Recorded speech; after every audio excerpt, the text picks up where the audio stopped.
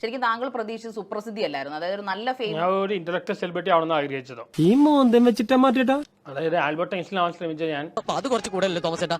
അവസാനം ചാർലി ചാപ്ലിനായി മാറിയിരിക്കുകയാണ്. ചാർലി ചാപ്ലിനെ ഒരിക്കലും ആൾക്കാർ ഇഷ്ടമാണ്. ചാർലി ചാപ്ലിനെ ഒരു കോമാളി തന്നെയാണല്ലോ. താങ്കളെ കുറിച്ച് ഇപ്പോൾ വേറൊരു അപഖ്യാതി, അതായത് ഇങ്ങനെ ഒരു കേൾക്കുന്നതാണ്, അതായത് ആർട്ടിസ്റ്റുകളോട്, പ്രത്യേകിച്ച് ഫീമെയിൽ ആർട്ടിസ്റ്റുകളോട് പ്രണയം തോന്നുക. അവന്റെ മാസ്റ്റർ പീസാണ്, അതിൽ കൈവെക്കാൻ ആരെയും അനുവദിക്കില്ല. പിന്നെ എനിക്ക് പെൺകുട്ടികളുടെ വായിൽ വെക്കാന്ന് വെച്ചാ ഭയങ്കര ഹരാണ്.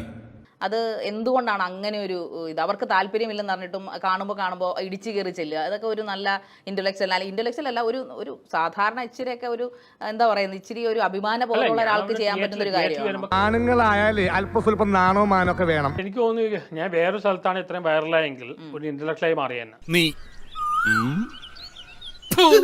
ഇവിടുത്തെ ആളുകളുടെ ഒരു മനസ്ഥിതിയാണ്, അവരാരും അംഗീകരിക്കില്ല. ഓ അത് ശരി. അപ്പൊ മലയാളികളുടെ കുഴപ്പം തന്നെയാണ്. കുറെ മലയാളികളുടെ കുഴപ്പമാണ്. മലയാളികളുടെ കുഴപ്പമാണ്. ഒരു പണക്കാരനെ ബഹുമാനിക്കാൻ ശീലിക്കണം. ഏറ്റവും കൂടുതൽ കളിയാക്കുന്ന ആൾക്കാരാണ് മലയാളികൾ. മലയാളികളുടെ മനസ്സ് വളരെ മോശമാണ്. ഫോർ എക്സാമ്പിൾ കാണുമ്പോ കമ്പിയാവും. മലയാളികളുടെ മനസ്സ് വളരെ മോശമാണ്.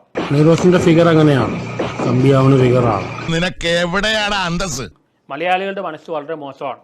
ഒരക്ഷരം പോലും തെറ്റിയില്ല. എന്തായാലും അണിറോസിന്റെ കുണ്ടി സൂപ്പർ കുണ്ടി തന്നെയാണ്. അതന്നത്തെ ചോരത്തിളപ്പിന്. അതെ, ആദ്യം നീ നന്നാകാൻ നോക്ക്.